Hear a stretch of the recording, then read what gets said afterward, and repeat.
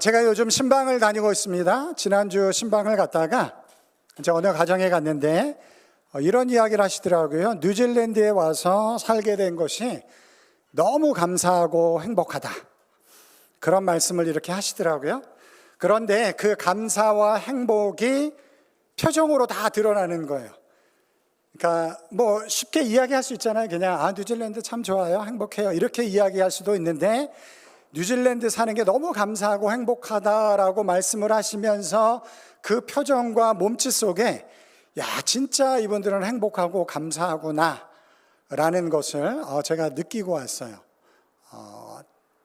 참 멋있다, 이런 생각을 하게 되어졌습니다. 여러분, 뉴질랜드에 사시는 것 행복하신가요? 네, 대부분 신방 가면 다 뉴질랜드 너무 좋고 행복하다, 그렇게 말씀을 하십니다. 아니면 어떻게 하면 뉴질랜드에서 행복하게 살 수 있을까요? 우리 박은성 권사님 지난주에 처음으로 뉴질랜드 오셨는지 잘 오늘 설교를 들어보시면 뉴질랜드에서 어떻게 행복할 수 있을까, 우리가 함께 나눌 수 있지 않을까, 그런 생각이 듭니다.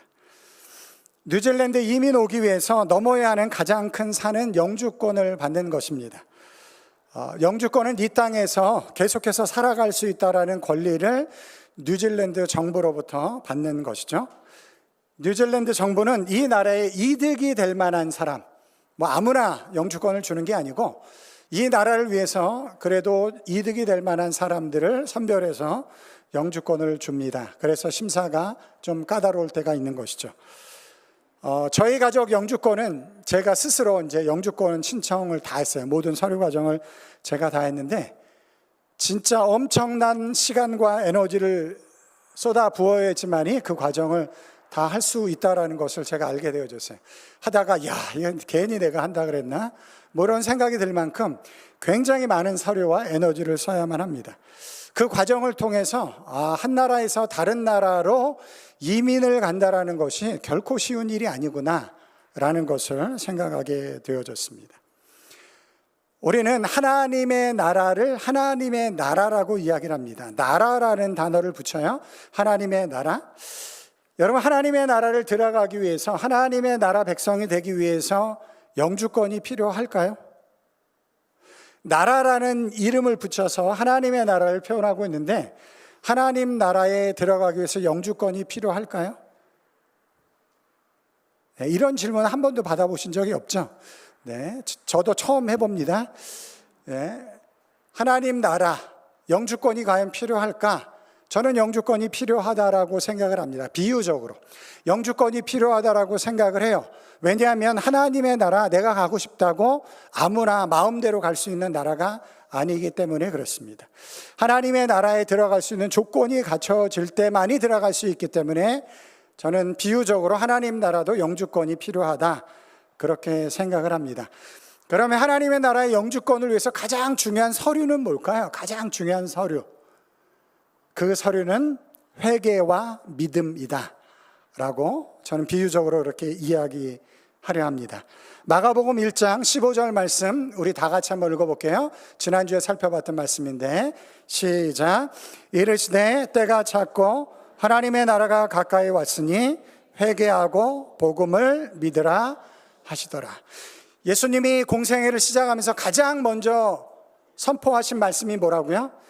하나님의 나라입니다. 하나님의 나라. 예수님이 이 땅의 모든 삶을 마무리하면서 승천하기 전에 가장 중요하게 선포하신 말씀이 또한 하나님의 나라였어요.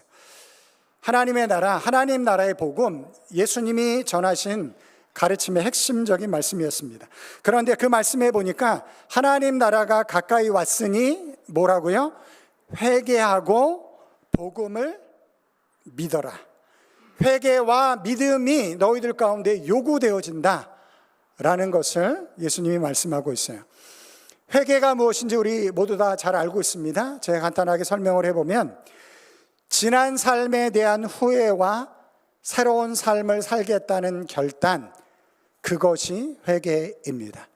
그것이 성경이 말하는 회개예요. 여러분, 기도하시면서 회개 많이 하시죠? 회개기도 우리 많이 하는데, 회개가 뭐냐? 회개는 지난 삶에 대한 후회와 새로운 삶을 살겠다라는 결단, 그것이 회개예요. 회개에는 이 두 가지 요소가 담겨져 있어야만 합니다.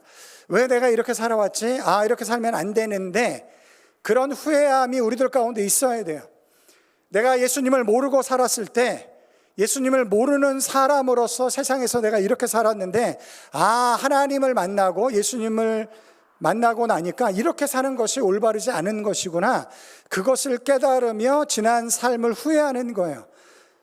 근데 거기서 멈추는 게 아니고, 이제는 내가 새로운 삶을 살겠다, 예수님이 기뻐하는 삶을 살겠다라고 내 삶을 바꿔가는 것, 그것이 바로 성경이 말하는 회개라는 것입니다.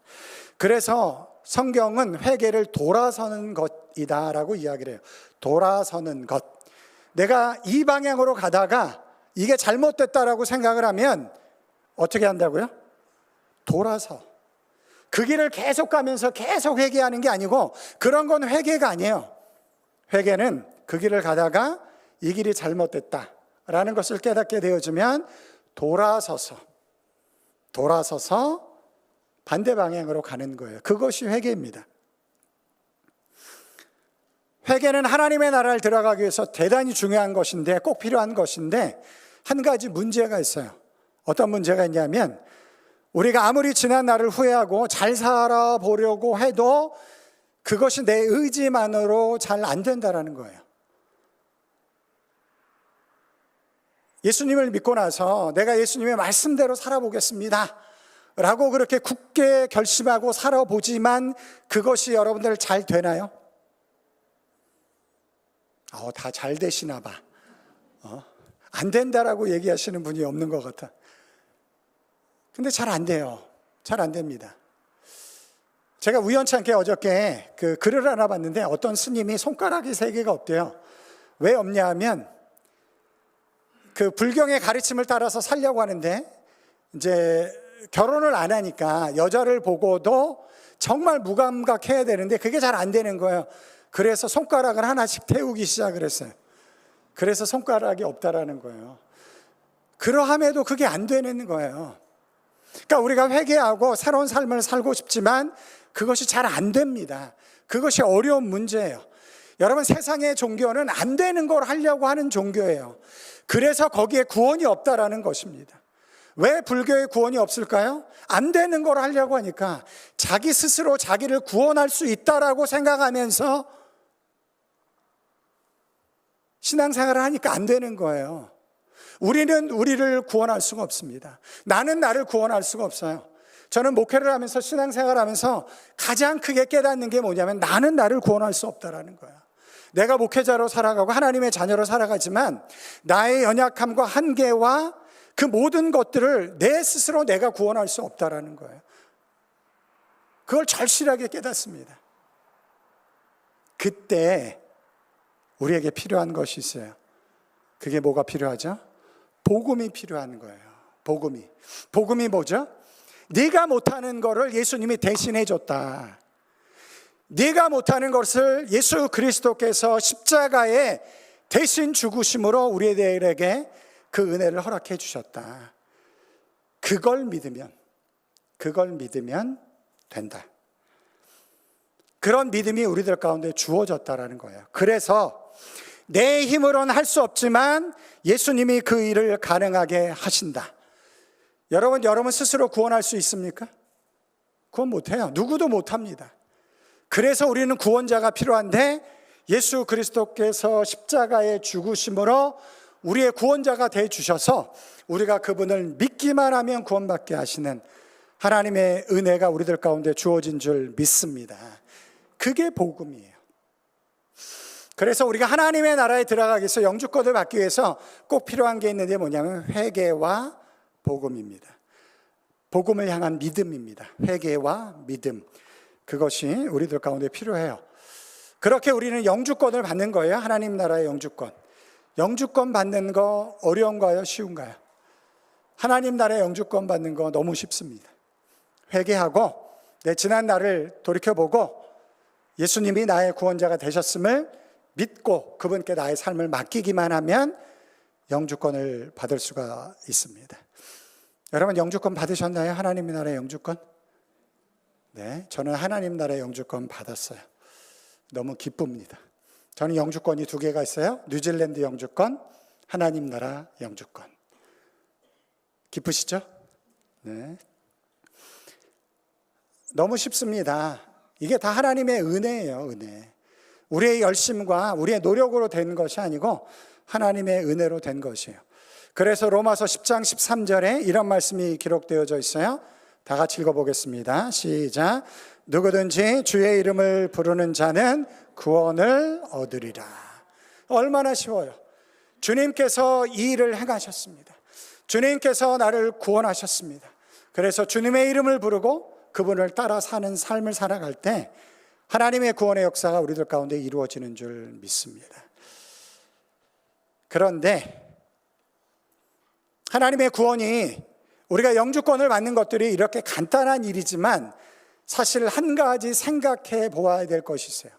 굉장히 중요하게 생각해 보아야 될 것이 있습니다. 그것이 무엇이냐면 여러분, 뉴질랜드 영주권을 받으면 모든 삶이 다 순탄하게 잘 이루어지죠.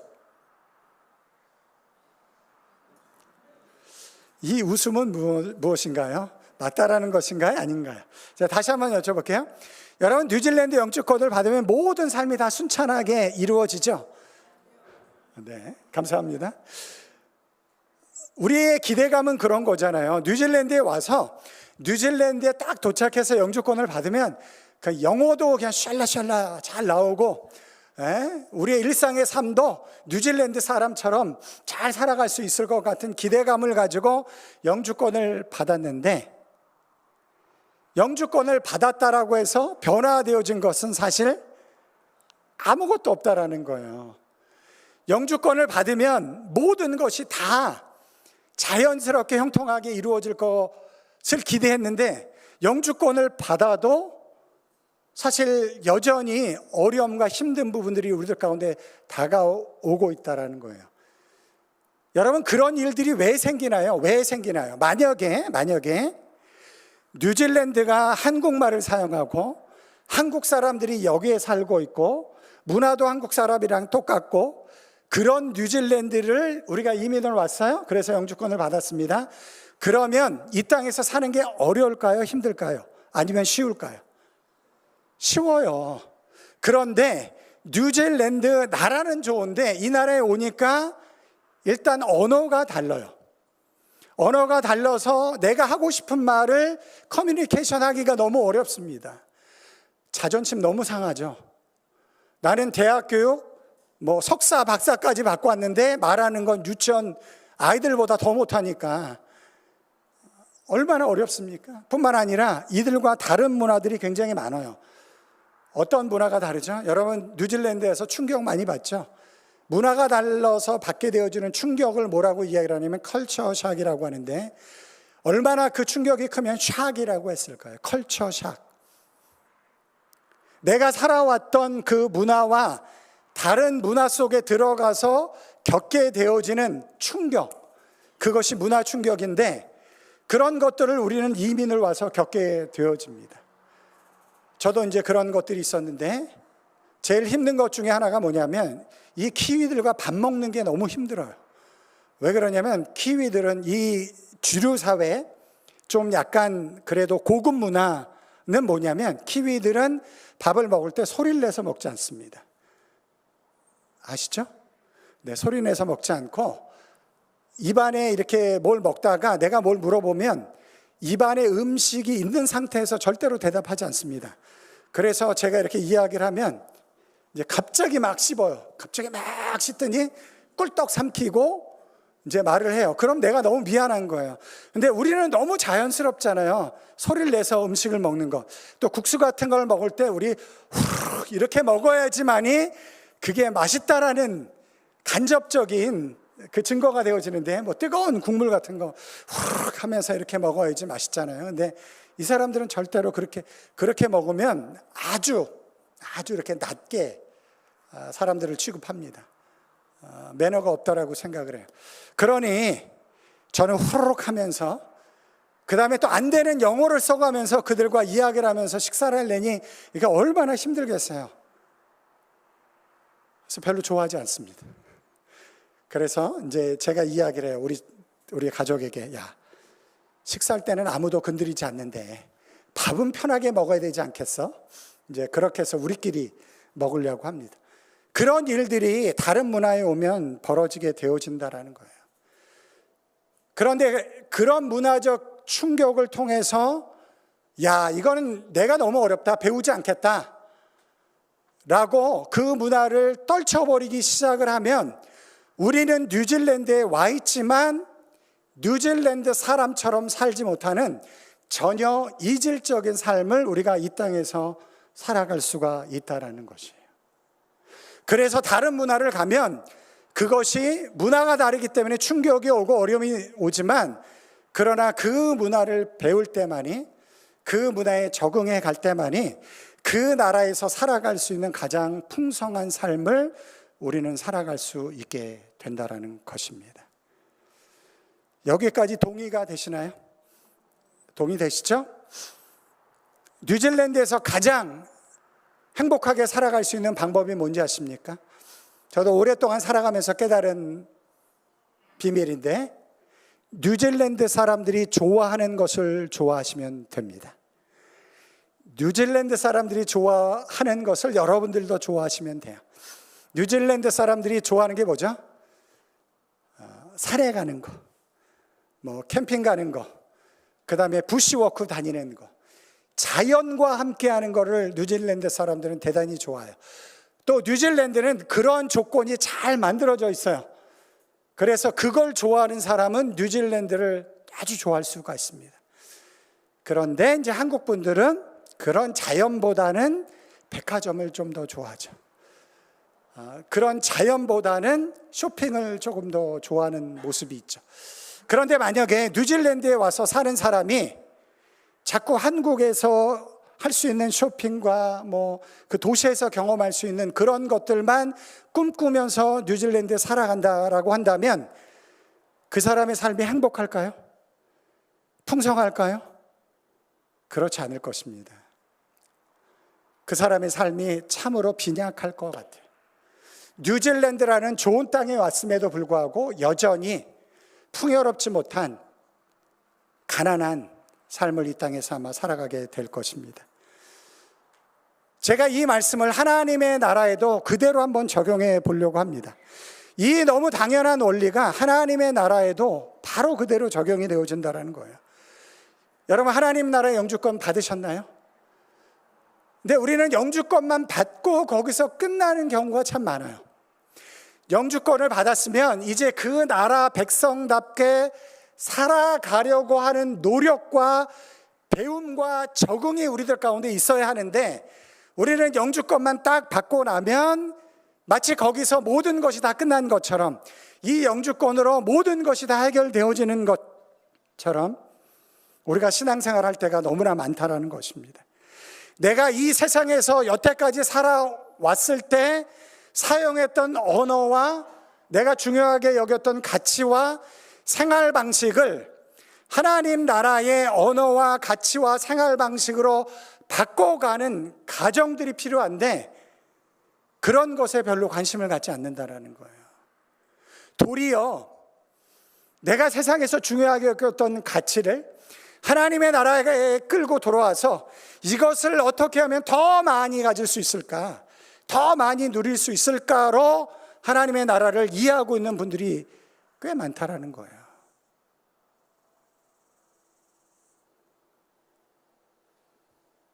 뉴질랜드에 와서 뉴질랜드 사람처럼 살아갈 때 가장 풍요로운 그 삶을 누릴 수 있음에도 불구하고 여전히 뉴질랜드에 살면서 한국의 삶을 그리워하는 것처럼 하나님의 나라의 백성이 되었음에도 불구하고 여전히 세상에서 행하던 언어와 행동과 가치를 붙잡고 하나님의 나라에서 살아가시는 분들이 있다라는 거예요.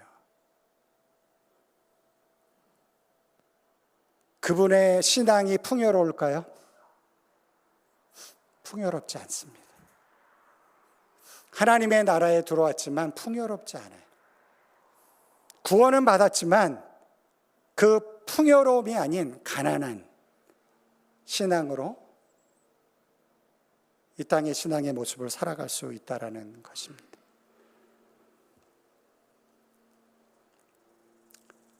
하나님 나라의 풍요로움을 여러분들 누리기 원하시죠?